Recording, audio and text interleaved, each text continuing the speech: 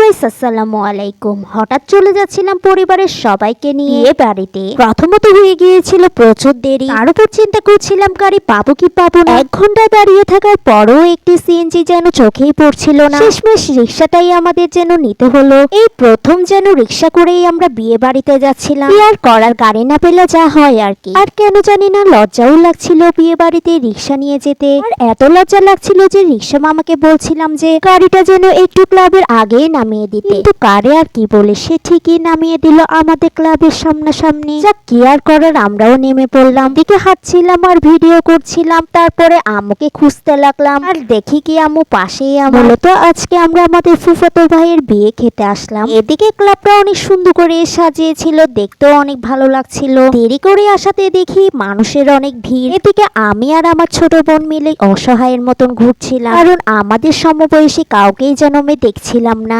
আমাদের মনে হয়েছিল আমরাই লেট করে এসেছি, কিন্তু আমাদের আত্মীয় স্বজনের দেখাই যেন আমরা পাচ্ছিলাম না। এদিকে দূর থেকেই যেন বউটাকে দেখছিলাম। এদিকে আপু আমাকে পরিচয় করে দিচ্ছিল আমার আব্বুর মামির সাথে। উনি আমার থেকে জিজ্ঞেস করছিল যে তুমি কি আমাকে চিনো। আমাকে চুপ করে দাঁড়িয়ে থাকতে দেখে উনি বলছিল আচ্ছা আমার মুখটি দেখে বলো তো। পরেই কিন্তু আমি চিনতে পেরেছি। এদিকে তো আমার প্রচুর খিদা লাগলো আর আমি ঘুরে ঘুরে দেখছিলাম যে সিট খালি আছে কিনা। একটা সিট কোনোভাবে খালি পাওয়ার পরেও বসতে পারলাম না, কারণ পেছনে ফিরে দেখছিলাম কি আমার আম্মুকেই আমি খুঁজে পাচ্ছিলাম না। আর আমি তো আমার আম্মুকে ছাড়া কোনোভাবেই বসবো না। বিয়ে বাড়িতে এই জিনিসটা দেখতে আমার খুব বেশি খারাপ লাগে। এই যে খাবার অপচয় করা, এই জিনিসটি কেন জানি দেখতে ভালো লাগে না। মূলত কিছু মানুষের কারণে দেখা যায় যে খাবারও অপচয় করতে হয় না চাইতেও। আর এই কথাটি কেন বলছি তা আপনারা একটু পরেই বুঝতে পারবেন। এদিকে কিন্তু আমার ভাতের প্লেটে চলে আসলো। চট্টগ্রামে বিয়ে বলে কথা, আর মেহমানদারিতে যেন চট্টগ্রামের মানুষরাই সেরা, এই কথাটি তো কম বেশি শোনাই হয়েছে আপনাদের। তো কিছু আত্মীয় স্বজন পেছনেই থাকবে আপনাকে সব জিনিসপত্র নিয়ে দেওয়ার জন্য।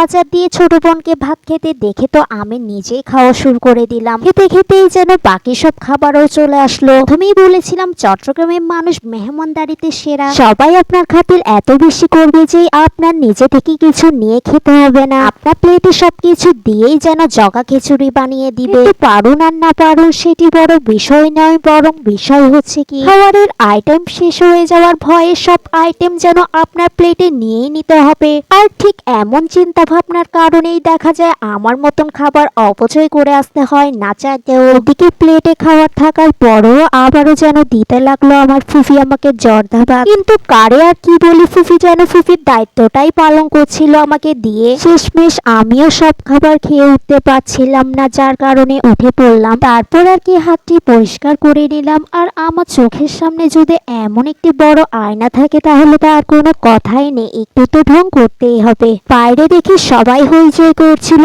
আর তাদের হইচই শুনে আমিও বের হয়ে পড়লাম। আর দেখি কি অনেক ভিড়। পর আসলে যা হয় আর কি, সবাই যেন ঘিরে ধরলো ভাইয়াকে। ভাইয়ার কাছে যেন তার সব শালাশালি যেন দাবি নিয়ে আসলো। দাঁড়িয়ে দাঁড়িয়ে এসব কিছু দেখছিলাম আর খুঁজছিলাম আমার ছোট বোনকে। সে দেখে এখানে বসে আছে। এদিকে বসে থাকতেও বিরক্ত লাগছিল, যার কারণে ভাবলাম একটু কিছু খাওয়া যাক। খাওয়ার জন্য আসলাম আর এখানে দেখি কি পানের মধ্যে দিয়ে খেতে হবে এমন সব কিছুই যেন এখানে সাজানো। যেহেতু পান খাওয়া হয় না, যার কারণে কোনো কিছুই যেন আমার মনের মতন ছিল না। মনের মতন একটি জিনিস যেন আমার পাশেই ছিল, সেটি হচ্ছে কফি। কফি হাতে নেওয়ার সাথে সাথেই মনকে বোঝাতে লাগলাম আরো কিছুটা সময় বিয়ে বাড়িতে শান্তিতেই কাটানো যাবে, কারণ সব ক্লান্তি যেন দূর করে আমার হাতে থাকা এই কফি। তারপর আর কি খেতে খেতে সব দিকে হাঁটছিলাম আর ঘুরে ঘুরে দেখছিলাম। এদিকে দেখে ভাইয়াও ছাড় পেয়ে গেল। এখন ভাইয়া ভাবির কাছেই যাবে, আর তাদের দুইজনকে দেখতে একসাথে কেমন লাগবে তাই দেখছিলাম আমরা বসে বসে। এখন হচ্ছে তাদের মালা বদল, আর এ সময় দেখে ভাইয়া ভাবির সাথে দুষ্টামি করছিল। কোনোভাবেই যেন মালাটা পরিয়ে দিতে পারছিল না। কিন্তু একজনের মালা পরাতে কষ্ট হয়ে যাচ্ছিল, আর আরেকটা দেখি এখানে মালা সবগুলো পরে দাঁড়িয়ে আছে।